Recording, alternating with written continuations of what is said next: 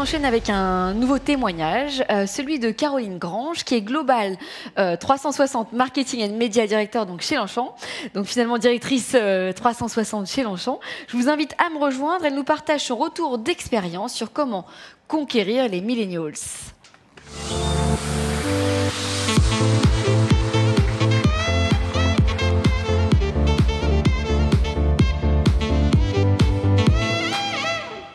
Bonjour à tous. Alors tout d'abord, je commence, la présentation est en anglais, mais je pense que ça ne posera pas de problème. How to attract and engage millennial and Z. Comment attirer les millennials quand tu es une marque de mode qui a plus de 75 ans. Je commence par un petit slide, une petite quote en anglais qui illustrait quand même bien mon état d'esprit ce matin. Faites aujourd'hui comme si vous aviez 4 ans et que vous portiez un t-shirt de Batman. On va parler de tone of voice pour parler des millennials. Je ne suis sans doute plus millennial, mais en tout cas, j'ai travaillé dans le digital depuis le début de ma carrière. Donc, comment on fait ? Comment on fait pour attirer cette nouvelle génération ? Nous, on parle de millennials et de Z, Y et de Z. Sachant que, en fait, j'ai envie de vous développer 4 axes aujourd'hui. Les valeurs et les contenus, c'est la clé. Le ton, comment on s'adresse à cette génération, quel est le marketing mix et y a-t-il une recette ou pas pour attirer cette jeune génération et faut-il de nouveaux KPIs? J'ai entendu précédemment, je pense qu'on a tous cette problématique d'attirer cette nouvelle génération. Alors, commençons par les valeurs et les contenus. On le sait tous, il est hyper important aujourd'hui d'être dans un monde connecté, ouvert, inclusif, mais aussi qui prend soin de la planète. Les 2 valeurs clés chez Longchamp, c'est l'authenticité et l'énergie. L'authenticité par le passé, le patrimoine, mais l'énergie pour la volonté de se projeter dans le futur, et aussi l'élégance et le fait de voyager avec du style. Au niveau des contenus, c'est essentiel d'avoir des choses qui sont vraiment pensées depuis l'origine pour les réseaux sociaux et qui incluent la voix d'influenceurs. Nous le savons tous, aujourd'hui peut-être on écoute moins les marques et un peu plus ses pairs, ses amis, sa communauté. Par rapport à ça, je vais vous montrer rapidement 2 petites vidéos. Normalement, il y a de la musique. Espérons que tout se passe bien.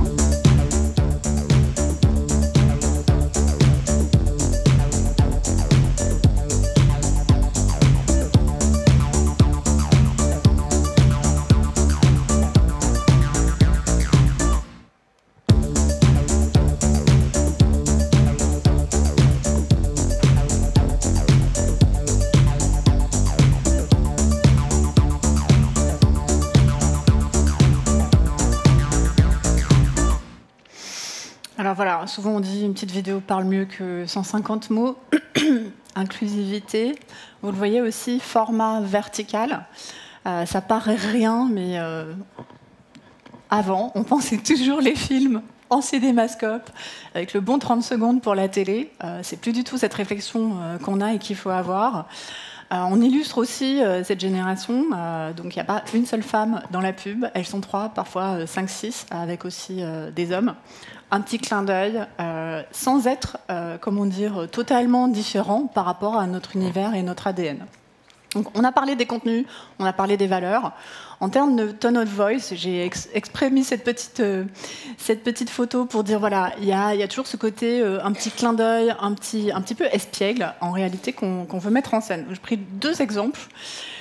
En effet, on ne peut pas faire que de l'humour potage quand on est une marque de mode. Donc nous, on a 2 axes qui sont le côté vraiment très très beau, parce que quand c'est très très beau, quand même, on regarde, élégant et disruptif. Et récemment, on a pris une actrice coréenne, parce que K-drama et K-pop, c'est très important. Et on a aussi créé des contenus un peu plus pour la France, avec une influenceuse qui s'appelle Marie Papillon, qui est totalement connue pour ses sketchs humoristiques.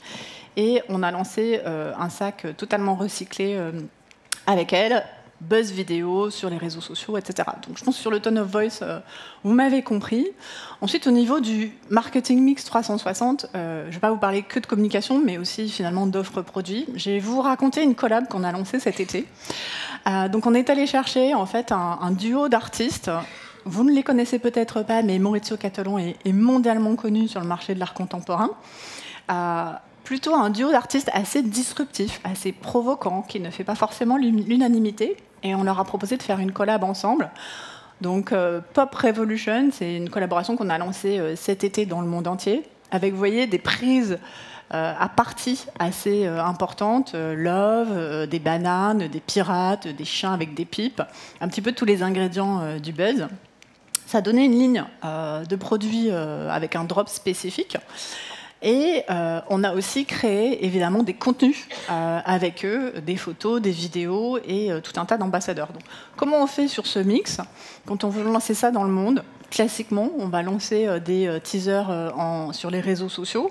Donc bon, là, c'est un buzz TikTok, mais vous allez voir qu'on est vraiment sur tous les réseaux. On fait aussi des gros plans médias, ce qu'on appelle digital first, mais même social media first. Donc là, on a fait vraiment une invasion dans plus de 35 pays sur le digital. N'oublions pas les contenus et les événements dans la vraie vie, parce qu'on a trop souvent tendance à penser que cette génération est uniquement sur son téléphone, mais non. Ils aiment aussi se retrouver et se rencontrer. Donc là, on avait évidemment les artistes, Ellie Fanning à Londres, beaucoup d'influenceurs, mais 12 événements dans des grandes capitales mondiales, évidemment qui génèrent du buzz sur les réseaux sociaux et qui font parler d'eux. On a pu aussi vraiment faire ce qu'on appelle un takeover, ça veut dire vraiment habiller des villages entiers de shopping malls en Asie. Je vous montre quelques photos pour vous projeter.